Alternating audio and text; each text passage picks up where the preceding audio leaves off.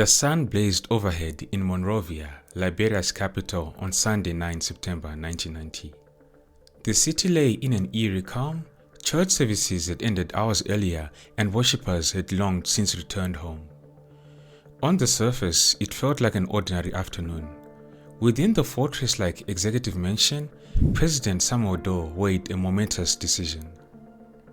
Against all caution, he resolved to leave the safety of his residence and head to the ECOMOG headquarters at the Freeport of Monrovia. The visit had been arranged by General Arnold Quainoo, the Ghanaian commander of the ECOWAS peacekeeping mission, who had given Doe assurances of his protection. But those assurances would tragically unravel.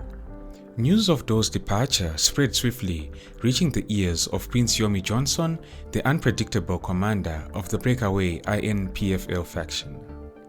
For Johnson, this was the chance he had been waiting for. With Samuel Doe now vulnerable, it took only hours for Liberia's president to fall into rebel hands. What followed was a brutal and harrowing ordeal that would shock the nation and leave a scar on its history forever. This is the story of the tragic fall of Samuel Doe. Long before Samuel Doe's rise to power, Liberia was already a deeply divided nation. Established in the early 1800s as a safe haven for freed African Americans from the United States, Liberia carried the promise of freedom and self-determination. The settlers who arrived came with grand ideals of liberty and proudly inscribed the national motto, "The love of liberty brought us here." But for the indigenous peoples who had lived on the land for generations, that liberty was little more than a hollow slogan. From the very beginning, the settlers, later known as Americo-Liberians, asserted dominance over the local tribes.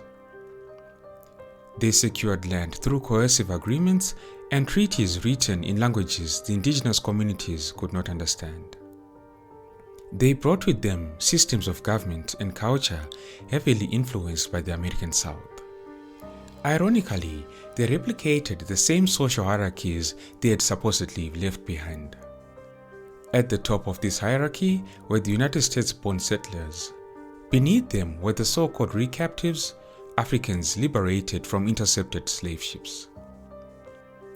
At the bottom were the indigenous Liberians, who made up the overwhelming majority but were often dismissed as uncivilized. This hierarchy was more than cultural. It was deeply embedded in Liberia's political and economic structures. The Americo-Liberians maintained a tight grip on power for over a century, ruling unchallenged through the one-party dominance of the true Whig Party. Monrovia, the capital, was a center of wealth, education and development, while the vast interior, home to most indigenous communities, was left neglected. By the 1970s, the inequality had become too great to ignore. A new generation of indigenous Liberians, shut out from meaningful participation and opportunity, grew increasingly frustrated. Among them was a young army sergeant from Grand Gede County named Samuel Doe. Samuel Doe was born on May 6, likely in 1951, in Tucson, a small town in Grand Gede County in southeastern Liberia. Like most rural Liberians, his parents were poor and uneducated. They belonged to the Krani ethnic group. Samuel's formal education ended with primary school, and with few opportunities available, he joined the army, setting the stage for his unexpected rise. By October 1979, Doe had reached the rank of Master Sergeant in the Liberian Army. At the time, he was still finishing high school by doing night school when he and a group of fellow soldiers decided to seize power. In the early hours of April 12, 1980, Samuel Doe led a small band of non-commissioned officers into the executive mansion. Without resistance, they outpowered the guards, burst into President William Tolbert's bedroom, and killed him. The news shocked the world. For the first time in Liberia's history, an indigenous Liberian had taken control of the country. Within days, those soldiers executed 13 of Tolbert's top officials on a Monrovia beach. The executions were broadcast across Liberia, leaving many both stunned and for some elated. For those from Liberia's neglected interior, Doe's coup felt like a long overdue justice and a chance to reverse generations of exclusion and humiliation. After the coup, Samuel Doe established the People's Redemption Council, the PRC, a junta of 17 enlisted men. He surrounded himself with a mix of soldiers and civilians, some from progressive circles and others from the same elite he claimed to oppose. Initially, the council promised reform, but cracks soon appeared. Power struggles erupted. In August 1981, 5 PRC members were executed for allegedly plotting against Doe. It soon became clear that Doe was not just leading a revolution, he was consolidating power. Meanwhile, strategically, Samuel Doe and Liberia turned to the west. Though he initially flirted with ties to Libya, he ultimately aligned firmly with the United States, eager to maintain his influence in West Africa during the Cold War. Washington rewarded Samuel Doe handsomely. By 1982, Samuel Doe was shaking hands with President Ronald Reagan at the White House. Between 1981 and 1985, Liberia became the largest per capita recipient of United States aid in sub-Saharan Africa. Samuel Doe also opened Liberia's ports to foreign shipping firms from Canada, China, and Europe, transforming the country into a popular tax haven and attracting substantial foreign investment. Yet, despite the influx of money, conditions on the ground barely improved. Corruption flourished, human rights abuses mounted, and the very institutions that were supposed to restore democracy instead became tools to entrench Samuel Doe's hold on power. Under growing pressure from international donors, Samuel Doe promised to return Liberia to civilian rule. A new constitution was drafted and approved by referendum in 1984, paving the way for political parties to be legalized. Elections followed the next year. Samuel Doe's newly formed National Democratic Party of Liberia declared victory with just over 50% of the vote. However, many observers alleged that the elections had been rigged. Some estimates suggest that the opposition, the Liberian Action Party led by Jackson Doe, no relations to Samuel Doe, had actually won by a significant margin. But despite widespread skepticism, Samuel Doe was sworn in as President of the Second Republic of Liberia in 1985. Barely a month after the election, his regime faced a serious threat from an attempted coup led by one of his former allies. Commanding General Thomas Kuampa crossed from Sierra Leone at the Mano River Bridge and led his forces into Monrovia. They attacked the executive mansion, hoping to unseat Samuel Doe.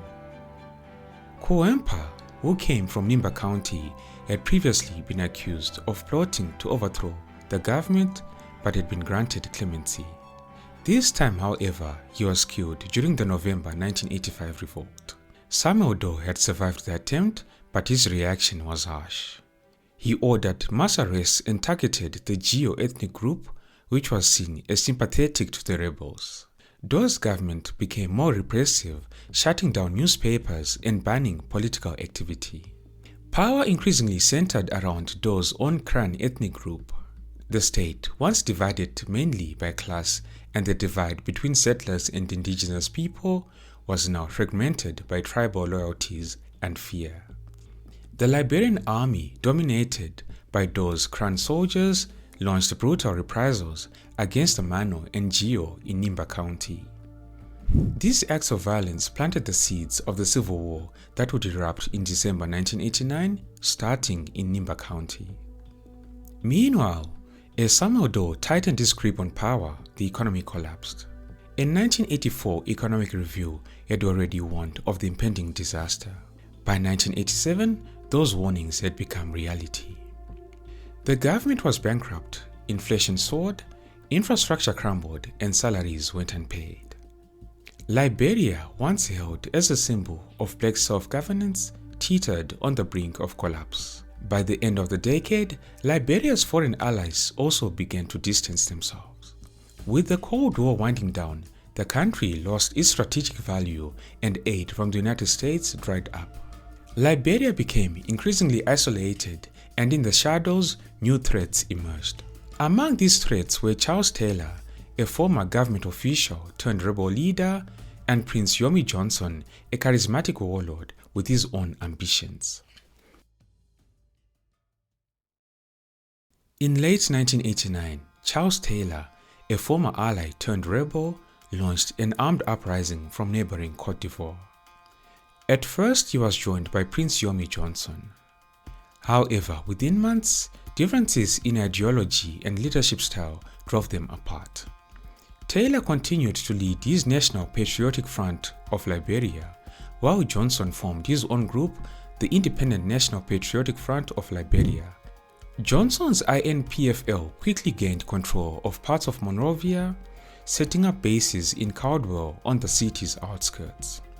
Despite their split, both factions had the same goal: to overthrow Samuel Doe. What began as a rebellion soon spiraled into full-scale civil war. Tragically, thousands of civilians were caught in the crossfire. One of the most horrifying early incidents occurred when government troops loyal to Samuel Doe massacred 600 people who had sought shelter in a church on the outskirts of Monrovia. Though some defenders of the president claimed that these atrocities were committed by rogue commanders, the horror of the event lingered. As the violence escalated, tens of thousands of Liberians fled across the borders into Cote d'Ivoire, Guinea, and Sierra Leone, turning the conflict into a regional crisis. In response to the bloodshed, the West African Regional Bloc ECOWAS deployed a peacekeeping force known as ECOMOG.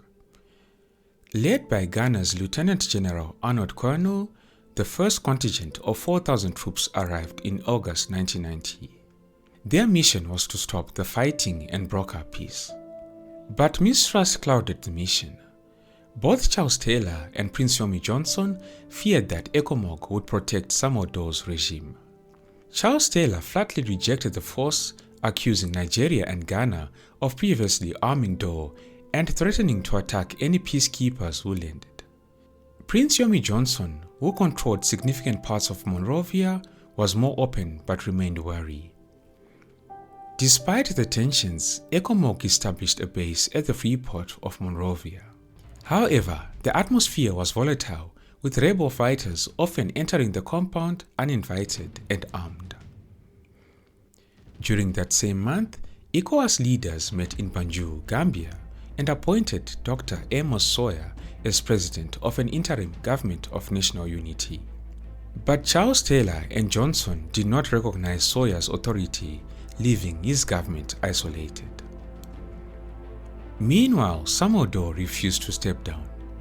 He remained barricaded in the heavily fortified executive mansion, surrounded by his loyal Crown fighters. Despite his growing isolation, Samuel Doe insisted he was still the legitimate president. Even as Monrovia crumbled around him, he continued to issue orders to a military that had all but collapsed. On a sunny Sunday in early September 1990, church bells echoed across Monrovia. But beneath this calm surface, danger was brewing. President Samuel Doe had received an invitation from ECOMOG to meet with General Quainoo.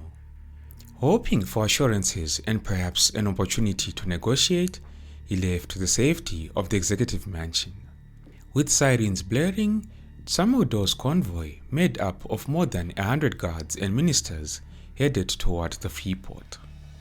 At that time, the heavily armed Nigerian contingent of ECOMOG had just rotated out, leaving only a small Gambian force in place. When Samuel Doe arrived, he and his men were disarmed by the group guarding the ECOMOG commander. Samuel Doe was then escorted inside to meet General Quainoo, while his entourage waited outside. Shortly after Doe entered the general's office, Prince Yormie Johnson's forces stormed the compound. Johnson's men surprised everyone by arriving unannounced, heavily armed, and quickly overwhelming Doe's forces without resistance. According to one account, as gunfire erupted outside, Samuel Doe asked General Quainoo what was happening. The general assured him that all was well and then excused himself to investigate, followed by his aide, Captain Cocker of the Gambian contingent. Both men took cover as the situation spiraled out of control. Prince Yormie Johnson's men pushed into the building, finished off Doe's remaining guards, and shot the president in the leg and took him prisoner. What followed was one of the most brutal episodes in modern African history. Samuel Doe was brought to Johnson's base on Bushrod Island. There, in front of a camera, he was interrogated, humiliated, and tortured. Prince Yormie Johnson, sitting calmly with a beer in hand, watched as his men carried out the gruesome acts. At one point, he ordered Samuel Doe to be mutilated. Journalists were present and the entire ordeal was filmed. By the next day, copies of the tape were circulating through Monrovia's markets. Although Samuel Doe's final moments were not shown on camera, his battered body was later displayed in a wheelbarrow and paraded through the streets. The message was unmistakable: Liberia's old order had been destroyed. The Liberian Civil War continued to ravage the country for another 13 years, engulfing the country in violence and claiming the lives of more than 250,000 people. Prince Yormie Johnson, the man who captured and killed Samuel Doe, eventually fled Liberia. He later embraced religion and returned to the country as a politician, serving as a senator. Today, Liberia continues to face significant hurdles, including poverty, unemployment, and weak institutions. But the scars of the war are fading, and the country has made progress toward democracy and peace. The resilience of the Liberian people, their determination to rebuild, and ongoing international support offer hope for a brighter future. Thank you all for tuning in. This has been Tatenda for African Biographics. Until next time, cheers. Have a good one.